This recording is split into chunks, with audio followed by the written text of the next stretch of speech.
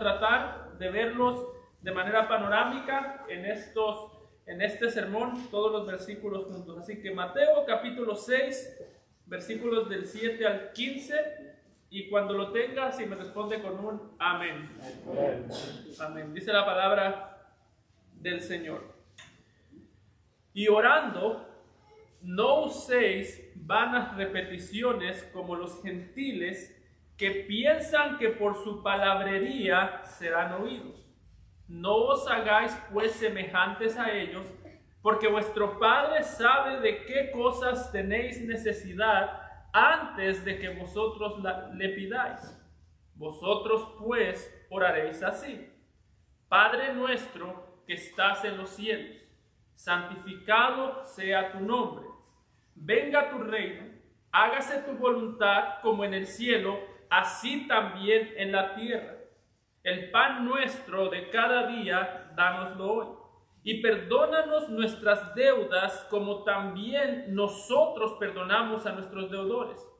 Y no nos metas en tentación, mas líbranos del mal. Porque tuyo es el reino, y el poder, y la gloria, por todos los siglos. Amén. Porque si perdonáis a los hombres sus ofensas, os perdonará también a vosotros vuestro Padre Celestial. Mas si no perdonáis a los hombres sus ofensas, tampoco vuestro Padre os perdonará vuestras ofensas. Amado Señor, te damos gracias por esta oración pronunciada por los labios de nuestro Señor Jesucristo. Gracias porque las verdades que acabamos de leer eran verdad en aquel tiempo, son verdad hoy y serán verdad por la eternidad, Señor. Porque tú, Señor, nos has tomado por tus hijos, y al tomarnos por tus hijos en Cristo, sabemos que por la eternidad disfrutaremos de ti como un Padre amoroso, que tiene cuidado de sus hijos, que tiene cuidado de su pueblo. Y te pedimos, Señor, que el día de hoy nos ayudes a comprender, para que al entender lo que Jesús nos mandó a orar, haya en nosotros también un corazón avivado por la oración. Señor, confesamos que de todas las cosas en las que fallamos, de todas las cosas en las que pecamos, posiblemente, Señor, esta es la principal. Posiblemente, Señor, tú conoces que tu pueblo tiene el privilegio de hablarte, y en muchas ocasiones pasamos más tiempo pensando en lo terrenal que hablando contigo, que eres nuestro Padre que está en los cielos. Ayúdanos, Señor. Utiliza este pasaje para que haya en nosotros un amor por ti, un amor por la comunicación contigo, Señor, y que haya en nosotros un deseo ferviente de buscarte de día y de noche, como decía tu apóstol, orando sin cesar. Te lo rogamos en Cristo Jesús. Amén. Pueden tomar asiento, hermanos. Para este momento que hemos estado leyendo el Sermón del Monte, una de las cosas que posiblemente usted se ha dado cuenta es que el Señor Jesucristo le pone un énfasis bastante claro y pone un énfasis bastante marcado en el tema de la oración.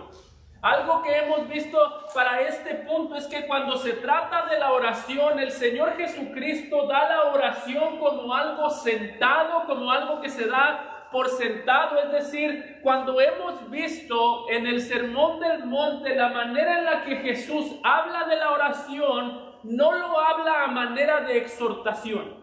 ¿Qué quiere decir eso? Que cuando Jesús habla de la oración no dice les estoy ordenando que oren o les mando que oren. Hay otros pasajes en los que sí vemos a Jesús exhortándonos a la oración. Sin embargo, en esta parte, una de las cosas que hemos visto es que Jesús da por sentada la oración en su pueblo. Algo que vimos la semana pasada fue que Jesús no dijo si es que algún día llegan a orar, les ordeno que oren de esta manera. Tampoco dijo, si en algún momento ustedes se reúnen como iglesia, como pueblo para orar, deben hacer ciertas cosas. No, algo que vimos es que Jesús dio la oración por sentada hasta el punto de decir cuando ustedes oren. Es decir, como si Jesús dijera, si ustedes me conocen, si ustedes conocen mi persona, si conocen lo que yo voy a hacer por ustedes, si ustedes conocen al Padre que está en los cielos, algo que será imposible es que ustedes no quieran orar. Entre más conozcan, más van a querer orar.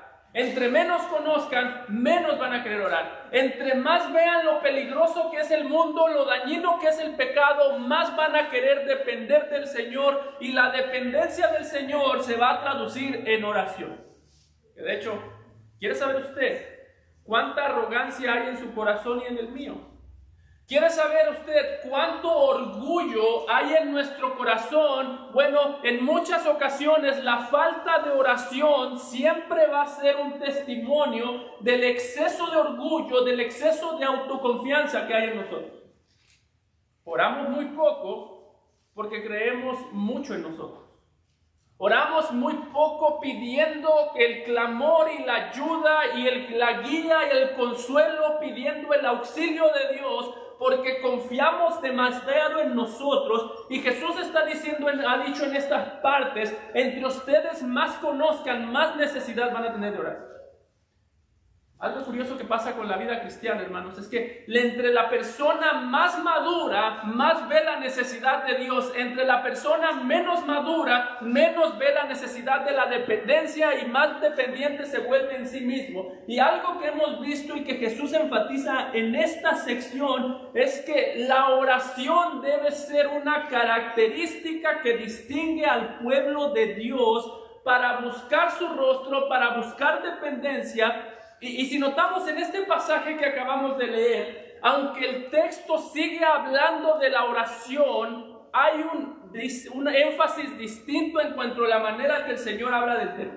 Es decir, el tema sigue siendo el mismo.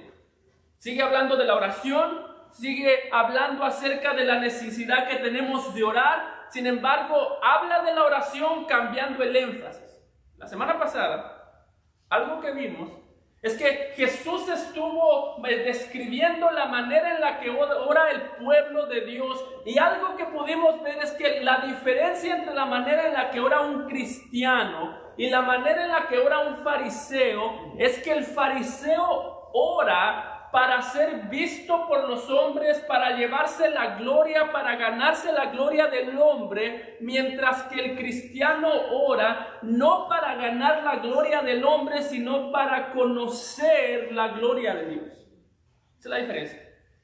El fariseo ora y necesita público para orar, necesita que alguien lo vea. El cristiano ora porque sabe que Dios que está en el cielo lo está viendo a él. Esa es la mayor diferencia. Sin embargo, en este pasaje, el texto pasa de describir la motivación que debemos tener a la hora de orar para comenzar a describir el conocimiento que debemos tener del Señor mientras estamos en oración. Escuchen muy bien esto, hermano. Las dos cosas son importantes. ¿Es importante orar con la motivación correcta? Sí. ¿Es importante orar con la motivación correcta, buscando al Señor y no buscando brillar por mi oración? Sí. ¿Es importante que tengamos esa motivación en nuestro corazón de humildad también? Pero es importante que tengamos el conocimiento correcto de la palabra de Dios cuando estamos orando al Señor. Sí. Las dos cosas van de la mano. De hecho, Salomón mismo lo dice en Proverbios 28:9. El que aparta su oído para no oír la ley, dice, su oración también es abominación. Entonces, ¿se trata la oración solamente de tener un corazón humilde? Sí, se trata de tener un corazón humilde, pero se trata la oración de olvidar la mente, de olvidar el conocimiento mientras estamos orando. No, dice el apóstol Pablo, oraré con el espíritu, pero también oraré con el entendimiento. Así que las dos cosas van de la mano. Es decir, en la oración es Dios el que ha prometido ser fiel para poner atención a nuestro clamor. es Dios el que ha prometido ser fiel para escucharnos cuando clamamos, pero al mismo tiempo que Dios promete escuchar mi oración, Dios me ha mandado a mí a escuchar su palabra para que mi oración sea conforme a su voluntad. Así que esto tiene que quedar muy claro. Jesús sí quiere que oremos con humildad, pero la humildad no está peleada con el conocimiento. De hecho, yo me atrevería a decir que sin conocimiento no hay humildad. La característica principal del ignorante, ¿sabe cuál es? Arrogancia. El ignorante siente que lo sabe todo.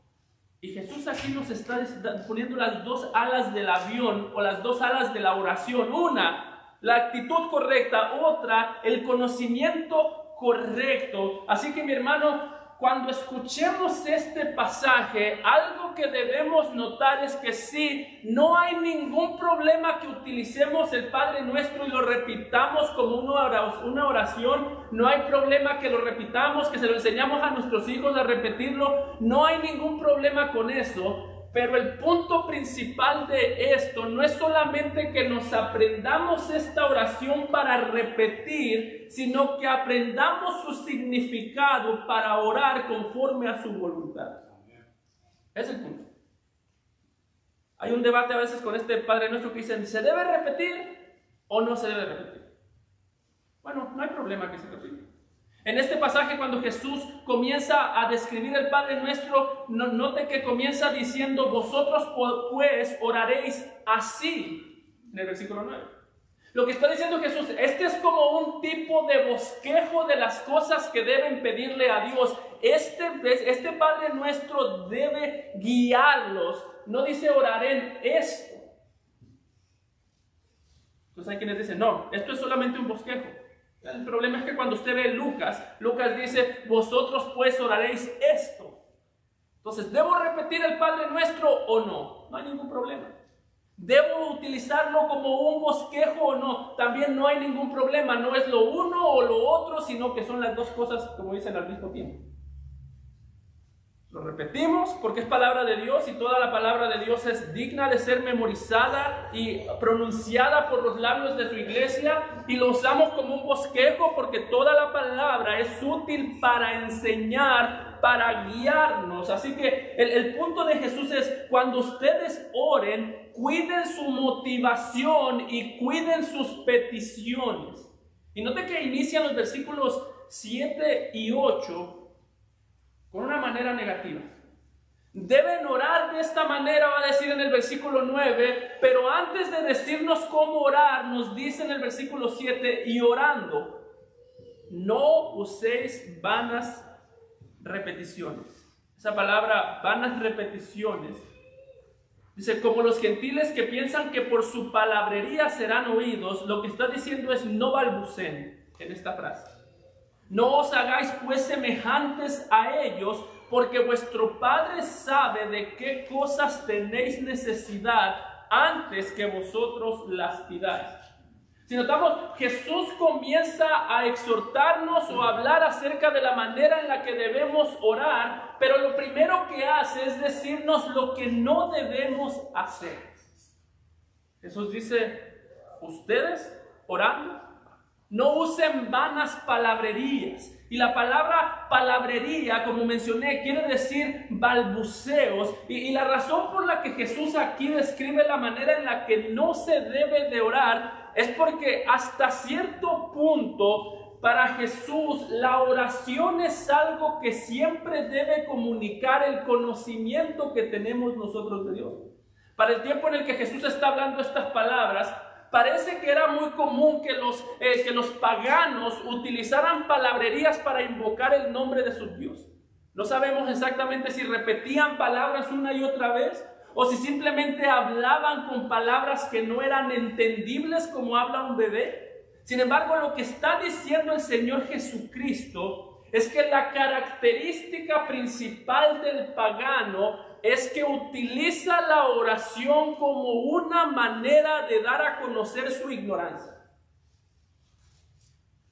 Por eso él dice, no hagan como los paganos, que ellos no conocen a Dios.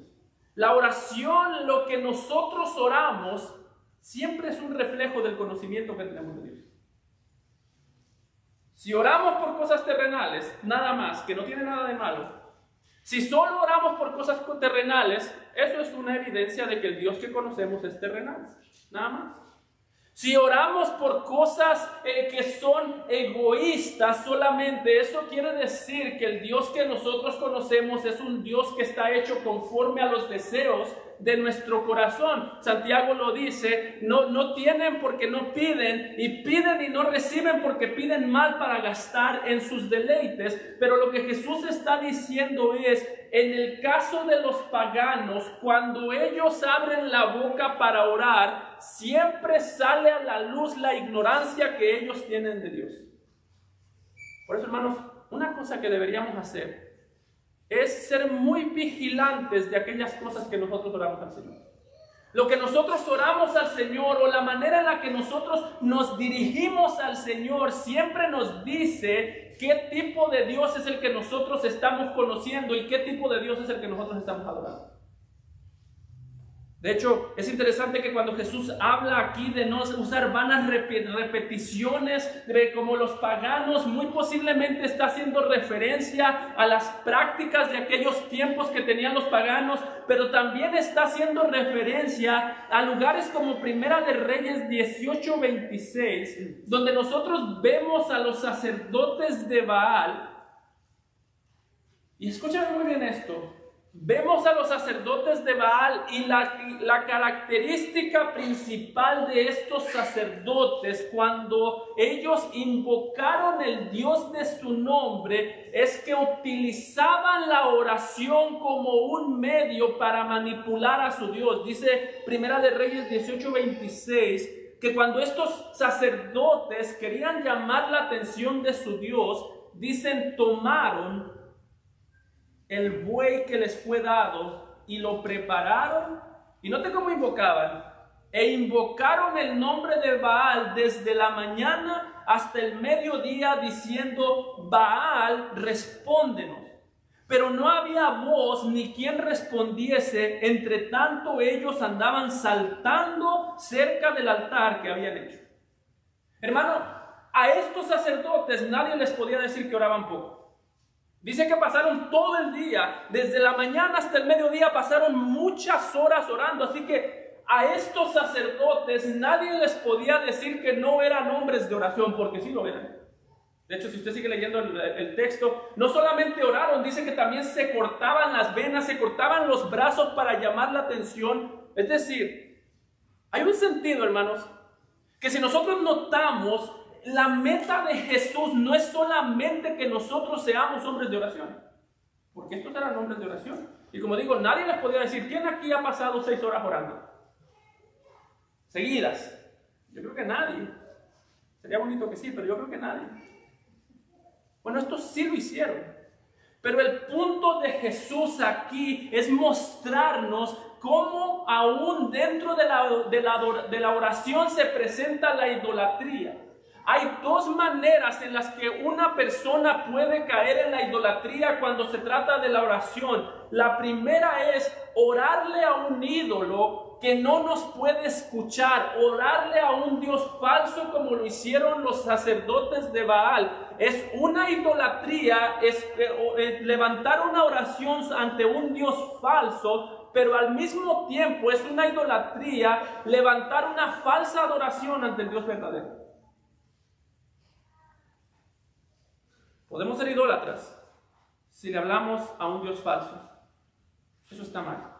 Pero al mismo tiempo, levantar una oración falsa que Dios nunca pidió, orar de una manera que Dios nunca mandó, no es una menor idolatría que orarle a un Dios falso. Para Jesús, lo que Jesús está diciendo es, tengan mucho cuidado cuando se acercan al Padre, acercarse a Él como si Él fuera un ídolo. ¿Y qué hacían los sacerdotes de Baal? Balbuceaban, gritaban, saltaban. Eran personas que inclusive, como digo, se cortaban. Eran personas que hicieron todo un espectáculo para atraer la presencia de su Dios. Y Jesús está diciendo, asegúrense de orar al Dios verdadero y asegúrense de orar de una manera correcta ante ese Dios. Tengan cuidado de estar balbuceando, decir cosas sin sentido, hablar sin pensar, decir las cosas de una manera que ni siquiera tú sabes lo que estás pidiendo. Ten mucho cuidado de hablarle al Dios verdadero de tal manera que cuando te vea un pagano piense, le está orando al mismo Dios que yo. Hermano, tristemente, si los sacerdotes de Baal entraran a muchas iglesias el día de hoy, dirían, le están orando a Baal. Porque los sacerdotes, dice, balbuceaban. Eso abunda en este país. Los sacerdotes se jactaban de que con sus oraciones le iban a llamar a su Dios. Eso abunda. El problema de muchas iglesias el día de hoy no es que no oran, sino que confían en la oración más que en el Dios al que se le está orando. Y eso es paganismo. La oración es algo en lo que confiamos, no por la oración en sí misma como hacían estos profetas, no porque la oración sea mágica, sino que confiamos en la oración no porque sea mágica, sino porque Dios es poderoso. Y lo que le está diciendo Jesús, orar sin recordar quién es Dios es como no orar. Orar usando palabrería sin saber o tener en mente lo que se está diciendo es como no haber orado. Así que Jesús, tengan mucho cuidado de imitar a los paganos. Tengan mucho cuidado cuando imitan al pagano, porque usted sabe, hermano, cuál es la diferencia entre el cristiano y el pagano, que el pagano ora tratando de llamar la atención de Dios para atraer la presencia de Dios a su vida, mientras que los cristianos oramos porque Dios nos ha llamado a su presencia para escuchar nuestros clamores.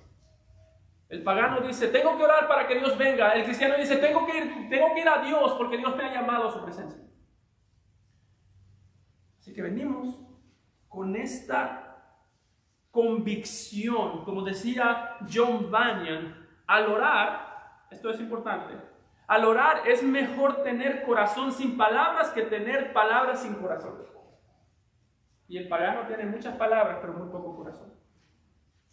El pagano habla y habla y habla y siente la necesidad de llenar espacios de silencio, siente la necesidad de sonar espiritual. El pagano siente la necesidad de expresar las cosas como están en su corazón, solamente siente la necesidad de expresar lo que siente. El cristiano siente la necesidad de expresar y clamar no lo que siente que necesita, sino lo que sabe que necesita. Hay una gran diferencia. No hay nada de malo en derramar nuestros sentimientos delante de Dios.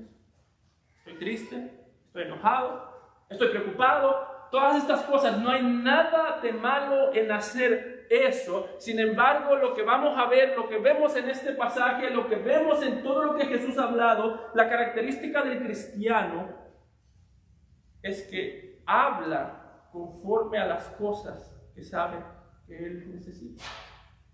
Por eso, hermano, siempre que usted vea a alguien que ora con estas características, es posible que ore en el nombre del Dios verdadero. Yo eso no lo pongo en duda. En el nombre de Jesús hacemos esto. En el nombre de Jesús hacemos lo otro. Hermano, tenga mucho cuidado, porque en el nombre de Jesús se habla y se oran las peores blasfemias. A mí me impresiona las cosas que muchas iglesias presumen. En el nombre de Jesús sacamos demonios. En el nombre de Jesús hicimos milagros. En el nombre de Jesús profetizamos. Y esas son literalmente las cosas que Jesús le dice a los falsos maestros. Nunca los conocí, hacedores de maldad. Ustedes hicieron muchas cosas en mi nombre. Ustedes hablaron en mi nombre, oraron, sacaron demonios, hicieron milagros. En mi nombre balbucearon, pero no conocieron mi nombre. Así que mucho cuidado con hablar en el nombre de Jesús sin conocer quién es Jesús. Con hablar en el nombre del Padre sin tener los deseos del Padre en oración. Decía Martin Lloyd Jones, orar a Dios sin tener fines espirituales en mente siempre será idolatría.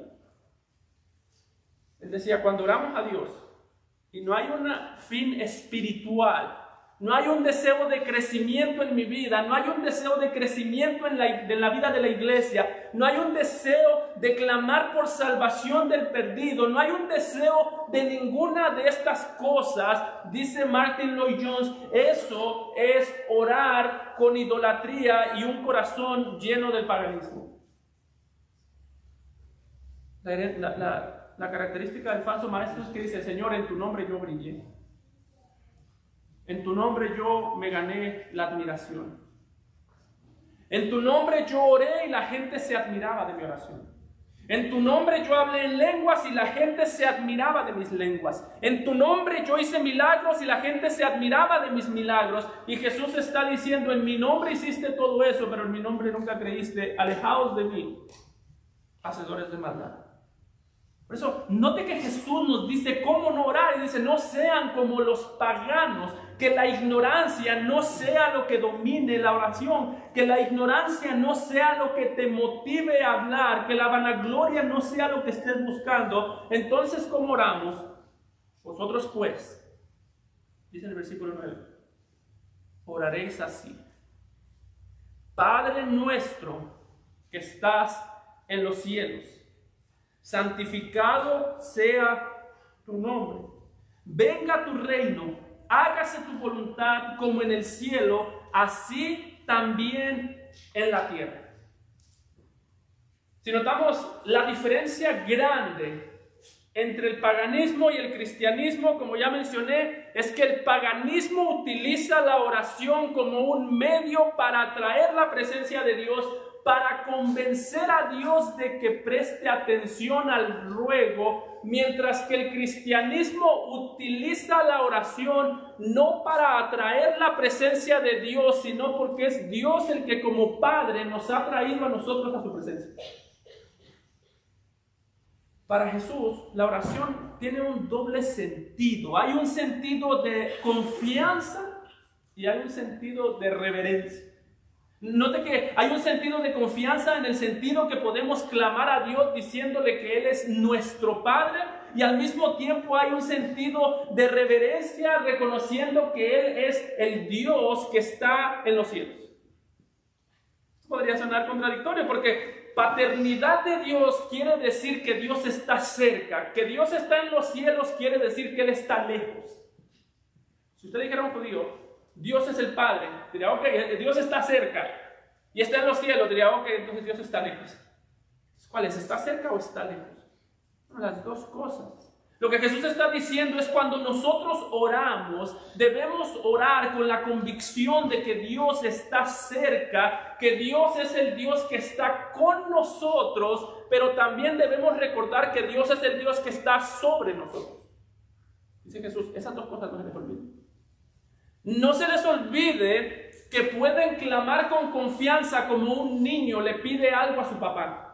Pero no se les olvide que tienen que tratarlo con respeto como un subordinado trata a su rey. Porque sí, está contigo, pero también está encima de ti. Está contigo escuchándote, pero también está encima de ti gobernando todo lo que tú haces. Sigue siendo real que Él es cercano, pero sigue siendo real que, como dijo el salmista en Salmo 115:3, Él es nuestro Dios que está en los cielos y que todo lo que quiso ha hecho. Como cristianos tengamos mucho cuidado de confundir libertad para orar con libertinaje a la hora de orar. Tenemos libertad, tenemos confianza, pero como alguien dijo, hay que tener confianza sin ser confianzudo. Debemos asegurarnos de que recordamos que Él está cerca, que Él nos escucha, que Él se interesa por nosotros, pero al mismo tiempo que Él no es como nosotros. Y Jesús está diciendo, asegúrense de que ambas cosas estén claras en su mente cuando vienen a orar. Tienen el privilegio de tenerlo por Padre, pero tienen la responsabilidad de tratarlo con honra. Por eso todas estas costumbres que a veces se tienen de orar a Dios de una manera tan confianzuda, no solamente no son bíblicas, sino que también son ofensivas.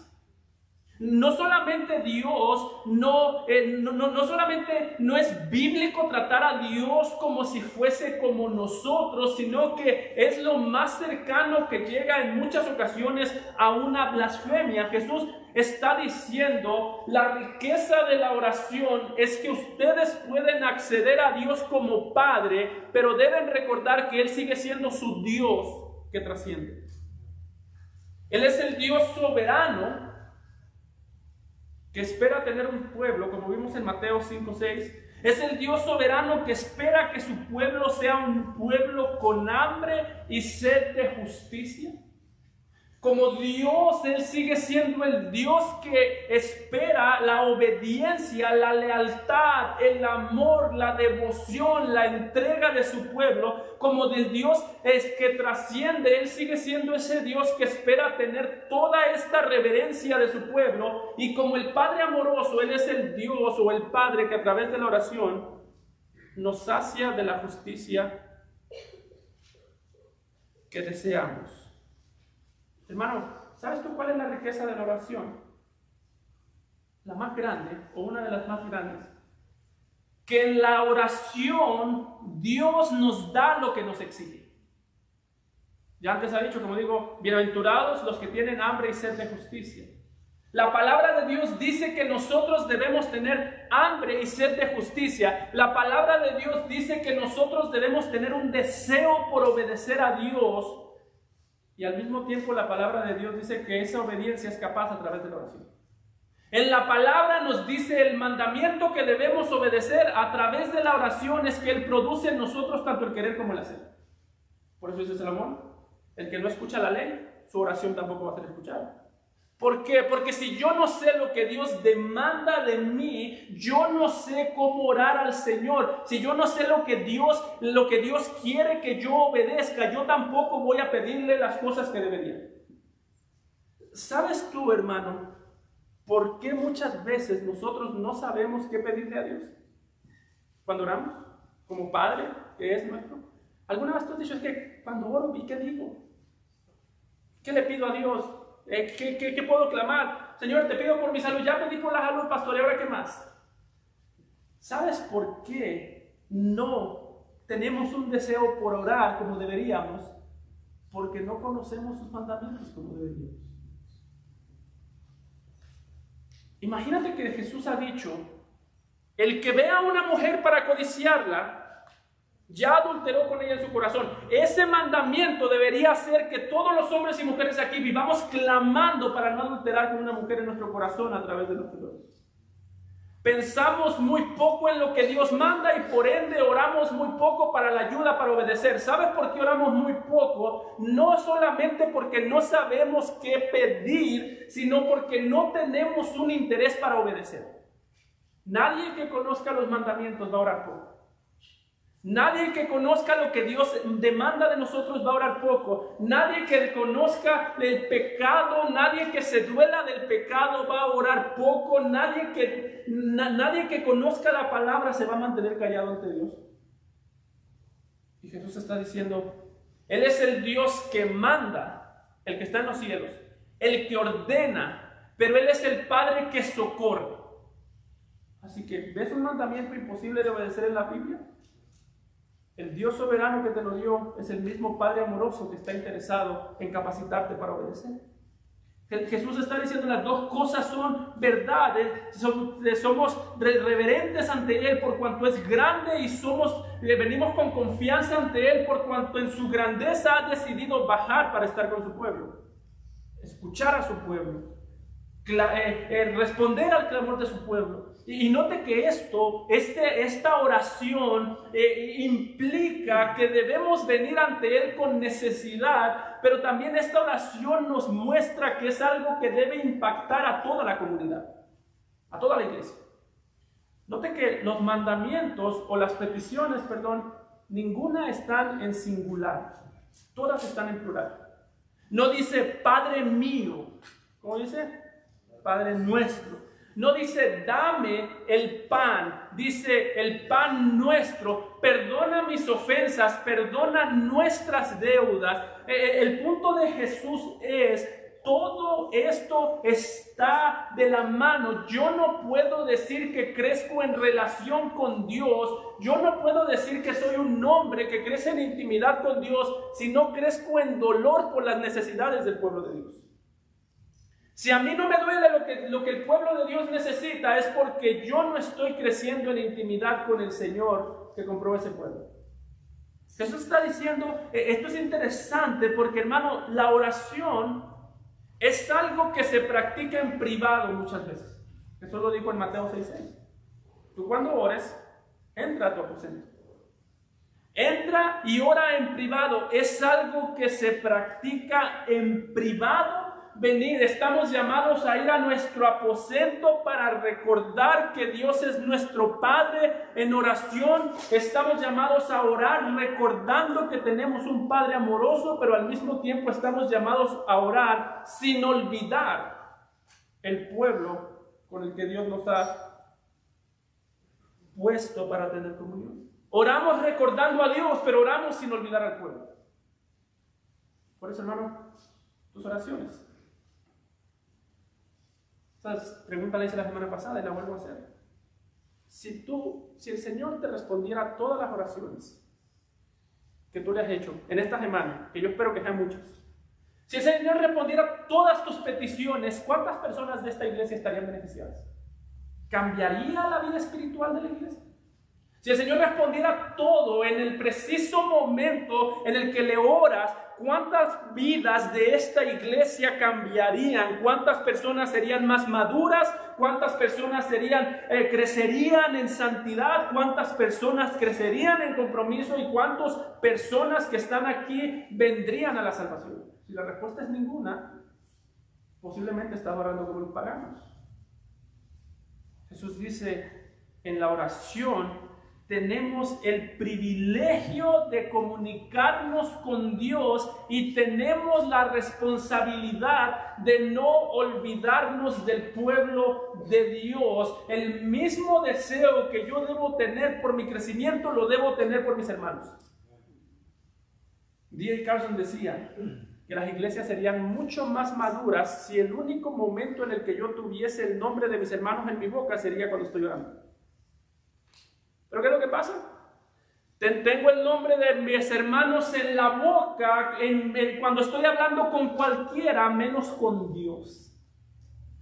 Se me hace fácil hablar de mis hermanos con otro hermano, pero se me hace imposible hablar con Dios acerca de mis hermanos.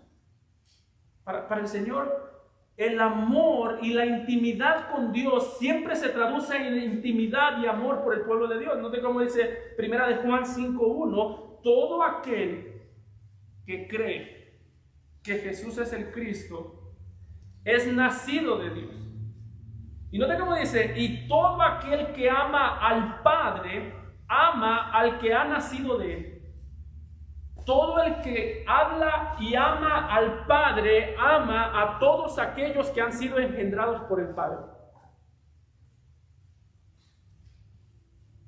Juan también dice, porque el que no ama a su hermano, a quien ha visto, ¿cómo puede amar a Dios a quien no ha visto? Hermano, a mayor o menor medida, la relación con que tú tengas con la gente de esta iglesia son un fruto de tu vida de oración. Es difícil muchas veces arreglar los problemas que tú tienes con la gente en público porque primero tienes un problema grave en privado con Dios. Antes de fracasar con todas las relaciones que tú tienes en esta iglesia, si estás peleado con alguien, la única razón por la que te pudiste pelear con esa persona es porque primero tuvo que haber un pleito con Dios. Antes de pelear con tu esposa, tienes que pelearte con Dios. Antes de pelear con tu esposo, tienes que pelearte con Dios. Y antes de tener problemas con la iglesia, tienes que tener problemas con Dios. Así que los problemas, las iglesias divididas, las iglesias que se pelean, los miembros que se pelean, el chisme, todas estas cosas, la falta de misericordia, viene de un problema profundo de no saber a quién le pertenece la iglesia del Señor. Yo no puedo odiar a la iglesia sin olvidarme de quién le pertenece. Así que, si hay pleitos en la iglesia, primero te tuviste que pelear con Dios. primero tuviste que dejar de hablar con Dios para dejar de hablarle a la gente que está en este lugar. Jesús dice, la oración es aquello que nos capacita para vivir como hijos de Dios, y es aquello que me hace crecer en amor por mis hermanos. Por eso es Padre nuestro, por eso es el pan nuestro de cada día. Señor, que el mismo pan que pusiste en mi mesa, que lo pongas en la mesa de otro hermano. Sin la oración no hay crecimiento de amor, no hay crecimiento de bondad, no hay entendimiento de la misericordia, no hay un conocimiento y una dependencia de Dios. Sin oración es donde sale a la luz la arrogancia que siempre estuvo en el corazón. La oración no nos comunica los mandamientos de Dios. Quiero dejar eso claro. Hay gente que dice, yo voy a hacer esto porque ya oré y tengo paz. La oración no comunica mandamientos. Usted no puede saber lo que Dios manda orando. No, pastor, es que yo ya oré y ya tengo paz. Lo voy a hacer. La oración no te comunica ningún mandamiento, pero sí te capacita para cumplir los mandamientos y obedecer los mandamientos y andar en la voluntad de Dios. Por eso nota como dice, santificado sea tu nombre. Venga tu reino, hágase tu voluntad como en el cielo, así también en la tierra. ¿Sí notan? Estas tres peticiones, santificado sea tu nombre, venga tu reino y hágase tu voluntad, son básicamente la misma petición de tres distintas maneras. Señor, que mi vida se someta a ti, que la oración me ayude a mí a someterme a ti, y que yo nunca trate de usar la oración para que tú te sometas a mí. Ese es el punto. Santificado sea tu nombre no quiere decir que la iglesia hace que el nombre de Dios sea más santo. Quiere decir que cuando la iglesia sea vista por el mundo, está diciendo Jesús, que cuando alguien vea nuestra vida, la única explicación para que se pueda entender de por qué vivimos como vivimos es porque tenemos un Dios santo. Jesús está diciendo que cuando los vean a ustedes, el mundo diga, el Dios de ellos tiene que ser santo. El Dios de ellos tiene que ser un Dios que si ellos se portan bien, por así decirlo, que si ellos son buenos, entonces el Dios de ellos tiene que ser perfecto. Eso quiere decir santificado sea tu nombre. Note que el punto es el mismo. Venga tu reino. No quiere decir que oramos como si solamente porque para que venga el reino de Dios, como si la venida de Cristo fuese a suceder cuando nosotros le digamos. No. Quiere decir que la gente pueda ver el reino de Dios, al Señor Jesucristo entre nosotros, mientras nos ve en este mundo. Todo se resume a hágase tu voluntad como en el cielo, así también en la tierra. Note que en esto nosotros no hemos entendido muy bien de qué trata la oración. Hay una pregunta que hacen muchas personas, que es: ¿puede la oración cambiar la voluntad de Dios? ¿Ha escuchado esa pregunta? Déjeme leer otra pregunta. ¿Por qué usted quiere cambiar la voluntad de Dios? ¿Para qué? El solo hecho que alguien pregunte, ¿puede la oración cambiar la voluntad de Dios?, ya me hace pensar que su problema no es que no quiere orar, su problema es que no le gusta la voluntad de Dios.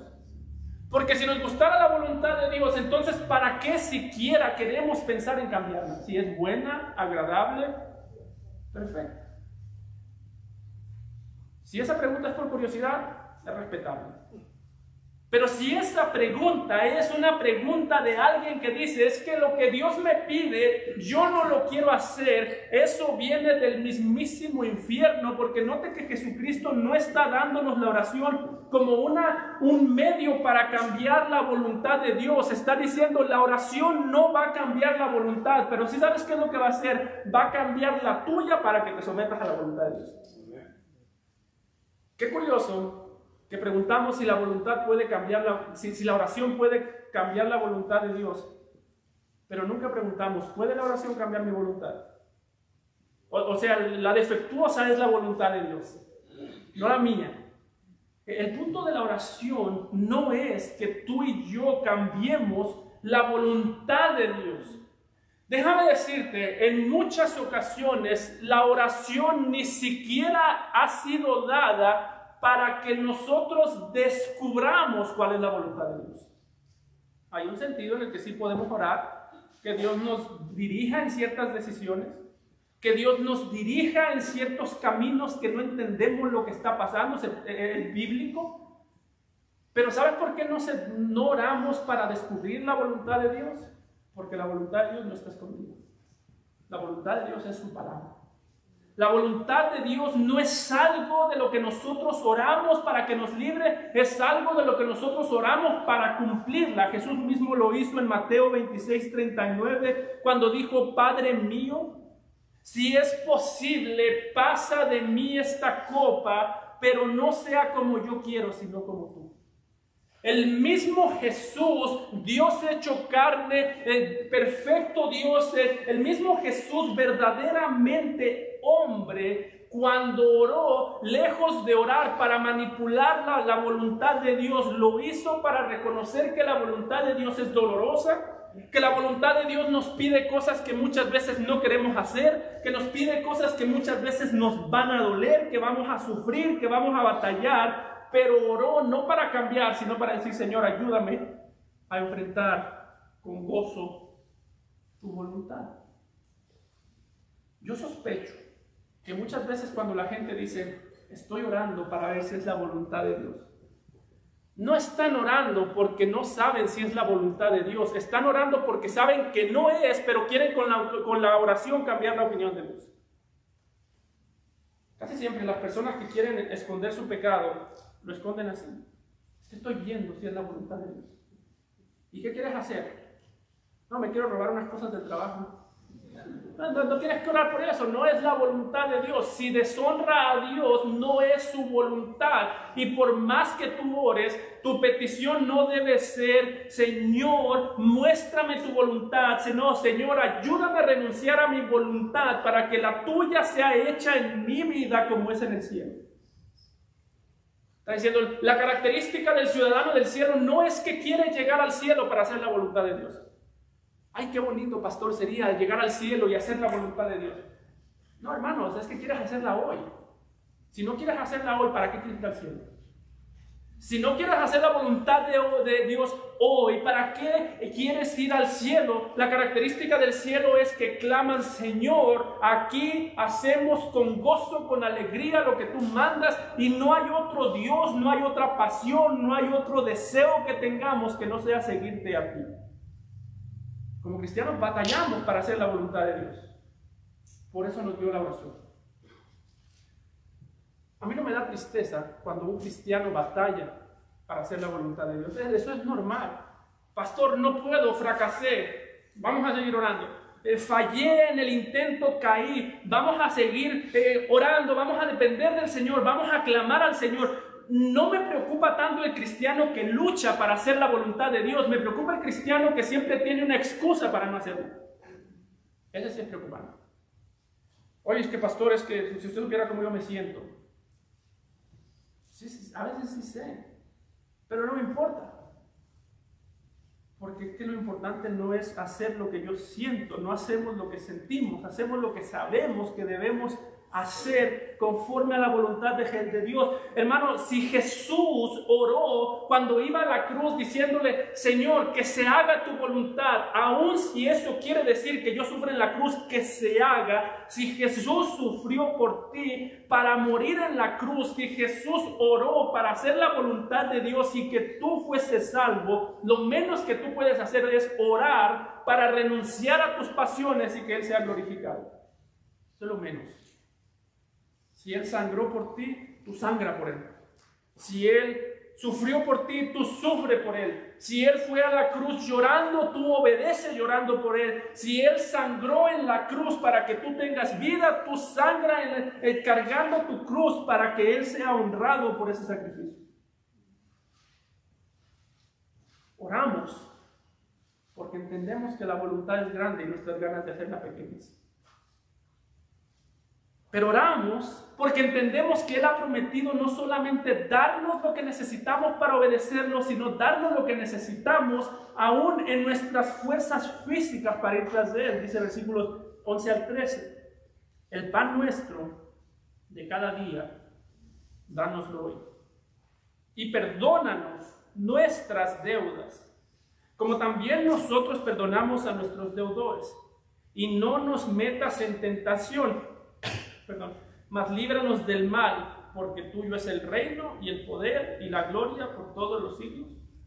Amén.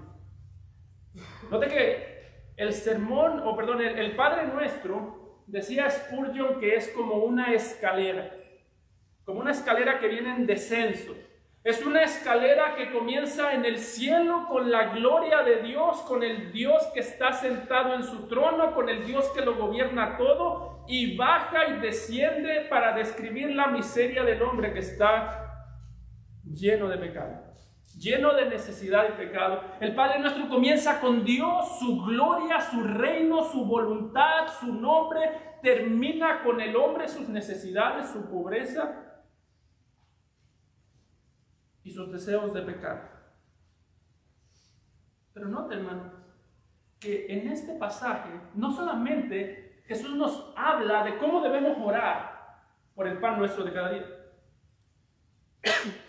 Algo increíble de este mandamiento, de esta oración, es que se preocupa Dios, por así decirlo, por las necesidades físicas, por las necesidades espirituales y por las físicas. No hay nada de malo en orar por el pan, no hay nada de malo por orar por la casa, por una casa, por un carro. Todas esas cosas a Dios le importan tanto como nuestro bienestar espiritual. Sin embargo, el hecho que comience con lo espiritual es importante porque todas esas cosas pueden fallar, pero si lo espiritual está ahí, hay madurez. Sin embargo, note que Jesús aquí, cuando describe estas peticiones, las describe haciendo un eco al Éxodo del Antiguo Testamento. Nos manda que oremos por el pan nuestro de cada día. De la misma manera que en Éxodo 16, 4 y 5 era Dios el que hacía descender el pan diario a la nación de Israel cuando estaban en el desierto. El mismo Jesús nos dice que oremos para que Dios no nos meta en tentación y nos libre del maligno. Nos manda esto porque de la misma manera que hoy debemos cuidarnos de la tentación, tenía que cuidarse la nación de Israel en Éxodo. Es como si estuviese diciendo Jesús, ¿se acuerdan del Éxodo? ¿Se acuerdan que Dios mandaba el pan? Bueno, a ustedes no les va a faltar. Si Dios se lo mandó a su pueblo en el Antiguo Testamento, lo va a mandar hoy. Pero ¿se acuerdan que el pueblo de Israel pecó y tentó a Dios, cayó en la tentación de tentar a Dios en el desierto? Bueno, tengan mucho cuidado porque ustedes también están pasando por un desierto. En el Antiguo Testamento, en Éxodo 17, 7, cuando la nación de Israel tentó a Dios, lo tentaron por la falta de agua, y la tentación fue hacer esta pregunta. Cuando no tenían agua, comenzaron a preguntarse, ¿está pues Jehová entre nosotros o no? Te sacó de Egipto, abrió el mar, te hundió a tus enemigos, los destruyó, te falta agua y dices, ¿está Dios con nosotros o no? Es como si el día de hoy dijera, mandó a Cristo, Cristo murió en la cruz, mandó su Espíritu Santo, su presencia está contigo, te ha guardado del infierno que te mereces, y cuando te falta pan, decir, ¿está Dios con nosotros? Cuando Jesús dice que oremos para que Dios no nos meta en tentación, no quiere decir que Dios está interesado en tentarnos para pecar. De hecho, Santiago 1:12 dice que Dios no puede ser tentado ni tienta a nadie. Sabemos que Dios no tienta, pero sabemos que Dios sí prueba. Probó a la nación de Israel en el desierto. Probó a Abraham en Génesis 22 cuando Abraham le pidió que entregara a su hijo en sacrificio, y cuando Jesús dice que oremos para no ser llevados a la tentación, que Dios no nos meta en tentación, no está diciendo pídanle a Dios que no los haga pecar, está diciendo pídanle a Dios que cuando venga la prueba no salga a la luz la insatisfacción y el pecado que hay en su corazón. Pídanle a Dios no solamente que no mande pruebas. A veces le decimos, Señor, cuídame de que no me vayan a chocar por ahí, cuídame de que no me vayan a matar, cuídame. Está bien eso, pero también deberíamos decir, cuídame de que no vengan calamidades, y cuando venga la calamidad, cuídame de no renegar contra ti. Señor, pon el pan en mi mesa, pero cuando no haya pan, Señor, dame contentamiento en ti. Señor, cuida a mis hijos. Yo no quiero pensar en que alguno de nosotros perdamos un hijo. Cuida a mis hijos, pero si algún día te los vas a llevar, dame contentamiento.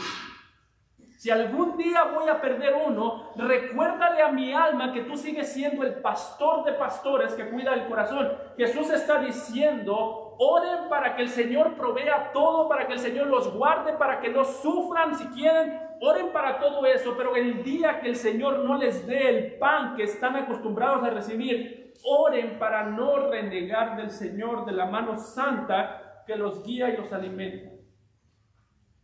Pablo dice algo similar en 1 Corintios 10:6, pensando en la nación cuando estaba en el desierto, dice, mas estas cosas sucedieron, el pecado de la nación, el hambre de la nación, como ejemplo para nosotros, para que no codiciemos cosas malas como ellos codician. Es bueno orar por nuestras necesidades, no hay ningún problema en eso. Pero Pablo y Jesús llegan al mismo punto. No hay ningún problema de orar por sus necesidades, pero tengan mucho cuidado de llamarle necesidades a sus deseos. ¿Sí nota cómo lo dijo Pablo? Estas cosas sucedieron como ejemplo para nosotros, para que no codiciemos. El problema no fue que la nación de Israel le pidió agua a Dios y Dios se enojó. El problema es que desearon el agua más que a Dios. El problema no es que tú le pidas pan a Dios, el problema es que ames el pan más que al Dios que te da el pan, cuando la Biblia dice, no solo de pan vivirá el hombre. Ten cuidado de llamarle necesidad a tu codicia. Necesito otro carro. ¿Cuántos tiene, hermano? 5, pastor, pero tengo 6 hijos. Manda a un hijo que llegue al otro. No le llames necesidad a tu codicia. Dice Pablo, tengan cuidado, porque el ejemplo de aquel tiempo era, estas personas codiciaron y comenzaron a exigirle a Dios, no lo que Dios prometió que iba a dar, sino lo que ellos deseaban recibir de Dios. Dios se ha comprometido a cumplir su palabra, no nuestros deseos.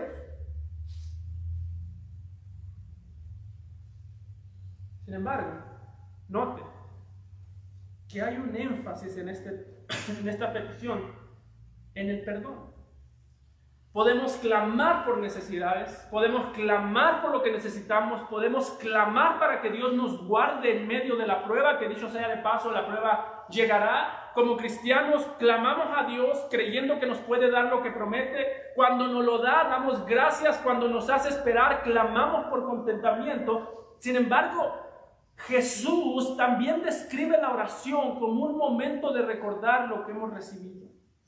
Versículo 12, y perdona nuestras deudas, como también nosotros perdonamos a nuestros deudores. El punto de este pasaje no es decir que estamos llamados a pedir perdón al Señor como si el perdón tuviese que ser renovado. Debemos reconocer nuestras faltas. Pero no es como decir en este pasaje que el perdón que nos dio Cristo no fue suficiente, así que tenemos que vivir renovando el perdón. No. Juan dice que si confesamos nuestros pecados, Él es fiel y justo para perdonarnos. Lo que Dios manda de nosotros es confesar, recordar que somos perdonados, pero al mismo tiempo lo que Dios demanda de nosotros es que la meditación en su perdón produzca perdón. Recuerden que el punto de estos pasajes es tener una justicia más grande que la de los fariseos. Fue lo que dijo Jesús en Mateo 5:17. 5:20, pero si vuestra justicia no fuese mayor que la de los fariseos, no entraréis en el reino de los cielos. Y Jesús aquí está diciendo, los únicos que les gusta recibir perdón sin dar son los fariseos.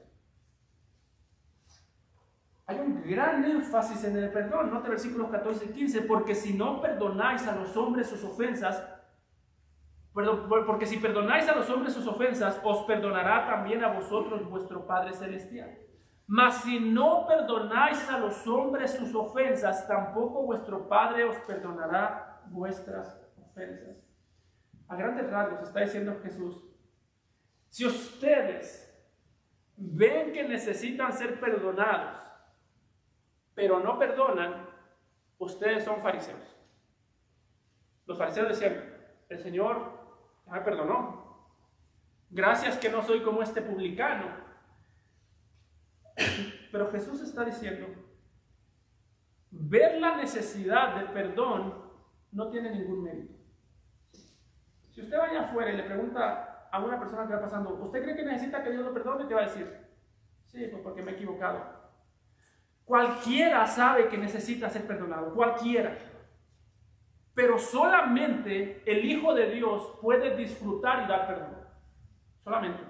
Y Jesús está diciendo, si ustedes no perdonan a los que los ofenden, ¿cómo ustedes entonces pueden creerse perdonados por Dios? El punto aquí no es que la arrogancia me hace ver el pecado ajeno muy grande. A veces decimos, no, es que el pecado es muy grande. No, el punto aquí es que la arrogancia me hace ver la cruz del Señor Jesucristo muy pequeña. Cuando tú no perdonas a alguien, no es porque sientes que el pecado de esa persona es muy grande, es porque sientes que la cruz de Cristo es muy pequeña, que solamente alcanza para tu pecado, pero no para el pecado que se comete contra ti.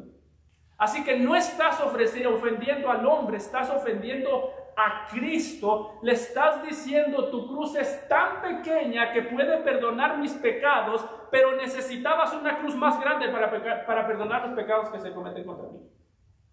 Y Jesús está diciendo, esa es la característica del que no conoce el perdón. Por eso, hermano, esta semana, si hay algo que tengas tú contra algún hermano, habla con Dios de tu hermano. Y entre más hables con Dios de tu hermano, te aseguro que más difícil te será odiar a ese hermano. Vamos a orar. Padre amado, Señor, te damos gracias por tu palabra. Gracias por este guía para la oración, por esta oración que podemos recordar, que podemos repetir. Te pedimos, Señor, que nos ayudes a disfrutar cada vez más de ti en la intimidad, para poder también disfrutar más de nuestros hermanos y tu iglesia en público. Te lo rogamos en Cristo Jesús. Amén.